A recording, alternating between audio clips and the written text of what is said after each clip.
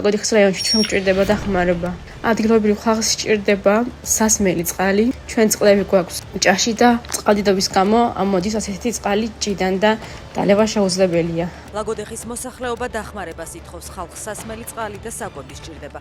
გადაუღებელი წვიმების შედეგად დატბორილია სოფლები და განადგურებულია მოსავალი. ადიდებულმა მდინარე მკაბალის ხევის ხიდიც ჩაკეტა. თბილისის საერთაშორისო აეროპორტში სხვადასხვა დასახელების ნარკოტიკული საშუალება აღმოაჩინეს. მოქალაქის ბარგიდან ამოღებულია 67 გრამი მარიხუანა, 21 ცალი კანაფის თესლი და ელექტროსიგარეტისთვის განკუთვნილი ნარკოტიკული საშუალების შემცველი 53 რეზერვუარი. მოლდოვაში საპარლამენტო არჩევნები მიმდინარეობს. ძირითადი დაპირისპირება პრეზიდენტ მაია სანდუს პროევროპულ ძალასა და ყოფილი პრეზიდენტის იგორ დოდონის პრორუსულ ძალას შორის იმართება. ისინი 101 ადგილიან პარლამენტში უმრავლესობის, ანუ 51 ადგილის მოპოვებას შეეცდებიან. ღამით რუსეთის შეტევის მთავარი სამიზნე კიევის ოლქი იყო. დაღუპულია 4 და დაშავებულია 10-მდე ადამიანი. ნანგრევებში დილით 12 წლის მოზარდის ცხედარი იპოვეს. ჩამოინგრა მაღალსართულიანი კორპუსები, რომლებსაც დრონების თავდასხმის გამო ცეცხლი გაუჩნდა.